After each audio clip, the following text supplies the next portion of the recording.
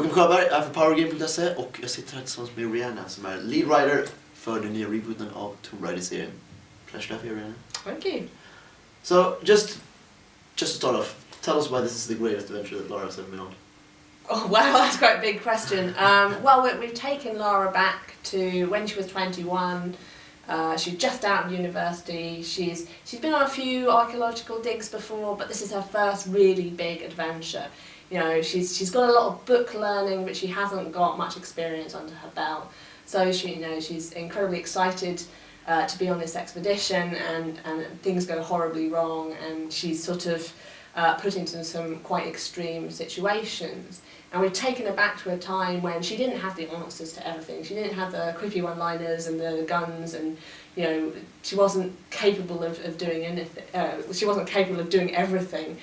We've taken her back to where these skills and these traits that we associate with the Tomb Raider, bravery, tenacity, this capability, and this sort of marvellous skill set. We've not lost those. We've just rewound Lara to a time when they were buried much deeper below the surface. So she doesn't really know what she's capable of, and it's only through these circumstances that she's tested, and these actions and reactions that happen throughout the game, that these elements of her character are drawn out. So we've not lost what Lara is at her most strongest, but we've taken it back, and we've shown that being drawn out over the course of the game.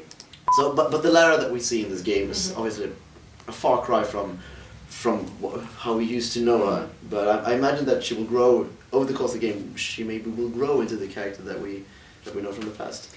Yes, I mean she won't completely be 100% the Tomb Raider we've known from previous games at the end, but she'll definitely be on that path. So we're not making her kind of, she's back to the same Lara Croft that everyone knows from the previous games.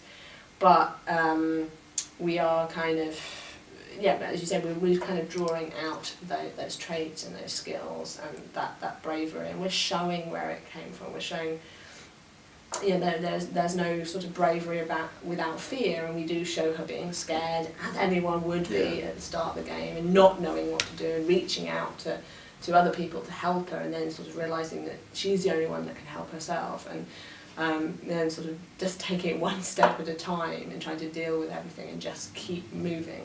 Yeah. So, writing the story, the setting and everything that she ends up being caught up in, what would you say, what was the hardest part about creating a diverse story that would really showcase the new Lara?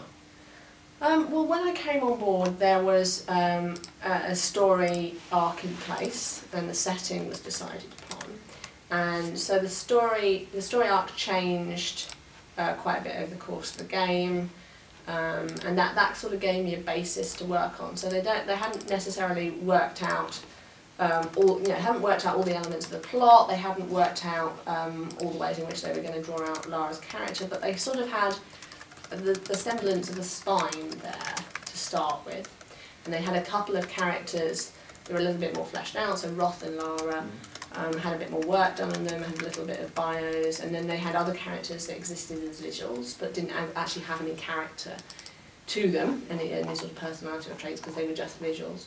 And so kind of my job was to take all the elements that were there, and then just build out from it. So put flesh on the bones and build out from that sort of spine, and sort of see where the spine was working, where it wasn't, to try and adjust that. And that's the kind of realities of games writing. You're sort of always given a box of narrative body parts to work with, some visuals, and a bit of backstory, a bit of story arc, and then you're sort of trying to put them all together. Yeah. And also shown, because obviously the first real good public look of the game was this last summer's E3, and a lot of people were like, yeah, but they're only forcing us down the beaten path, because that's what many people thought that they had seen from trailers and such. But really, just by now, when we playing the game for a few hours, I realized that there's so much to do. Yeah. The world hasn't never once, as of yet, felt linear to me. But really, you're also at the same time trying to really convey this great story, which in some places have to be linear. So how did you keep the balance between trying to offer as much of this wild world to the players, while at the same time not losing focus of what actually is going on? Well, we had the core story running through the centre, and at different points on that we have these sort of open spaces. You experienced a hub, and there are bigger hubs than that to experience. And that's where sort of the player can be more free and have more chance to explore and uncover some of the secondary narrative. The tombs, and we've got other environmental storytelling, sort of secondary narratives such as letters and documents, and it will tell you more about things that have happened on the island, different characters that have been there, different characters that are still there. And so we were careful that we paced it, so we had this sort of linear storytelling, and we had the core sort of the missions that you're following, the through line, and then we had these sort of open areas, and that sort of continued. So you'd follow the main storyline into a more open area. You get more of a chance to explore if you want to, and it's not for every player. I mean, I personally do like to poke around the corners as well, and then you're continuing the linear story forward, and then you're getting to a more open area. So it really gives players a chance to play how they want to play. If they want to sort of power through and just experience the main story, they can. If they want to kind of explore the world a little bit, they can. If they want to poke through every corner, read every document, look at every kind of piece of art and environmental storytelling, they can do that as well. And it's important to give players choices about how they experience the game. And it feels like this might be one of the biggest adventures that Lara's been through from what we've seen, and we'll learn more about her as a character, and which we didn't know that much about her really. But where will she go from here? What do you reckon? Gosh, well, I haven't. I've just been focused on this game, so there's been people at Crystal who are looking at beyond this Tomb Raider, but I'm not involved with that currently. But if you would just sit down, and from what your experience of creating this game, creating this Lara, creating this story, how would you see that this went on? Well, I'm not even sure if it's safe to dream really. I've been so focused on this one that I can't really think outside it. Because you have to be, and we're just trying to get this one as good as possible, so people feel and players feel that we've done a good job rebooting it, and so we're really keen to see how this goes, because I think that will dictate to a certain degree where Lara goes from there on. I mean, at the end of the game, everything has changed for her. Her worldview has shifted. What she thinks she knows has changed. What she thinks she knows about herself has changed as well, and she's had to do many things on the island she didn't think she was capable of doing, and both of those, and she sees some of those things as positive things, but she sees some of those things that come from a darker place in her, that she's not comfortable about having to kill people, even though she's had to get on with it, and she came to the conclusion quite early on that was probably the only way they were going to get off the island, with the adversities they faced. And she sort of quickly realises that that's what she has to do. But you can tell that the character is on the inside hating it, and not not enjoying having to do this. And so at the end of the game, we hope players will feel that Lara, there's a lot going on the inside, and even though she's got through one long physical journey, the journey she's going on the inside is definitely not over, and that journey will be carried into new sort of physical adventures for her. So I'm not quite sure where that's going to go yet, but yeah, it will go somewhere. Yes, it will go somewhere, but hopefully if people are happy with what I've done on this Tomb Raider, then they'll ask me back to write some more. What we've learned, what we've been used to from many survival games is like this loneliness, but even throughout from the early start of the game, Lara is surrounded by her companions that got abandoned on the island with her, and what would you say their places is? Because really all the focus is on Lara, but these other characters are there to build her up and to be like. We have Roth, for example, is someone being the strong character that actually like a father figure for Lara that really shows us that she is insecure with herself, and she's not that trained killer that we know. How aside from creating Lara, what was it like creating these characters for the game? I mean, that we still do have those sort of lonely, open moments where she's on her own with a beautiful vista that has been a key part of Tomb Raiders in the past. And it's interesting that we do have this big cast. It's probably the biggest cast that a Tomb Raider game has had. However, we're very careful with when we bring those cast in and out. So part of the role of the cast is there's sort of motivation for Lara. Obviously, she's very close to Sam. She's very close to Roth. And the other crew members, they have sort of differing views about Lara, which change during the game. They also have differing views about the elements of the island and how they're dealt with. So it's also the challenges of her own crew are also sort of part and parcel of the story, and the conflict that they bring. So that, I mean, she's getting sort of conflict and adversity from the island itself, the environment, the wolves. She's getting conflict and adversity from the kind of islanders that you see, and there are times when she will get conflict and adversity from some of the other survivors as well, and she will have to find ways to overcome that. So they were a good way of providing sort of foils for Lara and motivation, and also being mirrors on the way that Lara changes and their reactions to that. So they were, it was quite a lot of characters to juggle at first, and that was quite. And they're all very different also. Yes, it's quite kind of interesting to juggle. Yeah. But they have been very useful in helping define Lara and how her character is developing over the course of the game. So, why is... Because really, in some way, from what we earlier had as a super heroic and awesome heroine, has now been turned into a somewhat of an ordinary woman.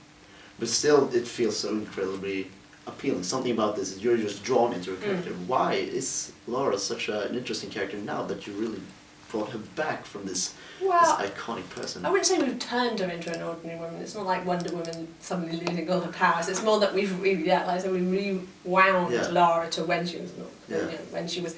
But she was never. Lara's never really ordinary. She's still got that capacity for greatness in her.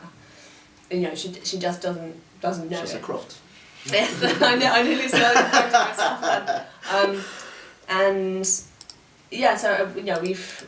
I'm kind of adamant that actually we haven't taken all that away. It's just not as it's not as obvious, and those are brought out. And I think players and fans were a little bit like sort of sceptical and a bit concerned about what we were doing at the start when they were seeing Lara being frightened and scared and upset and reaching out to Roth to help her. I mean, that's a Lara that we are not used to seeing. And it was sort of seemed slightly damsel-like, which is that's a big sin with female characters. However, we wanted to show that change, to show where the Tomb Raider came from.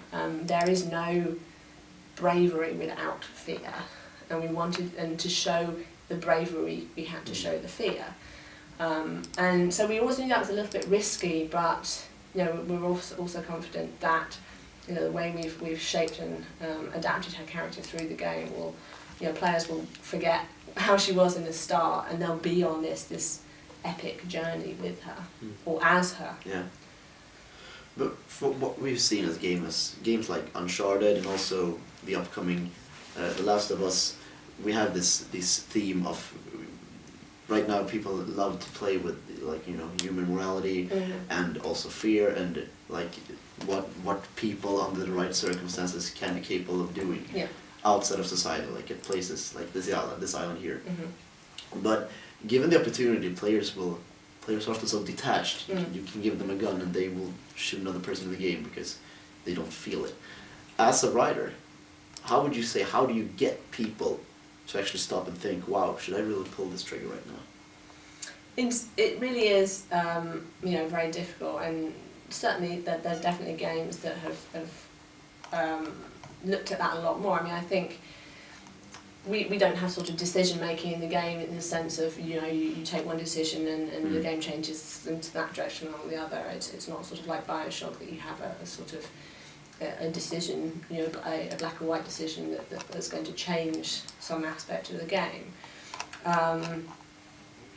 So I mean, so I've just forgotten what the question was. So I'll start again. Remind me what the question was, and I'll start. How do you get people emotionally involved in the game instead of just having them run through court or picking up people with a gun? How do you make them stop and think about that they're actually ending people's lives? How do you get them to get emotionally involved with Lara and what she's going through? Well, I think it's very, you know, it's very difficult to get player and player character aligned. I think starting off Lara in the way we have and showing her as not being so not seeming so confident, not believing that she's particularly capable, and then kind of growing that way and sort of referring back to that. I think that's kind of one way we're trying to do it, but also creating a cohesive character as well is very important. So that the Lara you see in the story, the narrative segments, and the Lara you see in the gameplay, it's the same Lara. There's no Lara is one way in the cutscenes and one way in the gameplay. So I think that helps players empathise with the character and feel like the character. Well, this is sincerely what we hope, and so that's sort of one way we've looked at it and tried to create this. You know, it is an origin story. It is a character story, and her. And it is a very emotional adventure. Like behind all the violence, behind all the rough stuff that's going on, it's really just very emotional. So yeah, the game will be out early next year. Yes, March 5th. Yeah. What would a player? What would you say? What would you tell a player expecting from this game to be great? What would you say to them? Oh God, you're putting me on the spot now. Yes. This is a brand new Lara. This is a brand new adventure, and you know what we've done with the character and how we've explored her, and the gameplay and the environments. You know, it's basically going to be one hell of a ride for a player.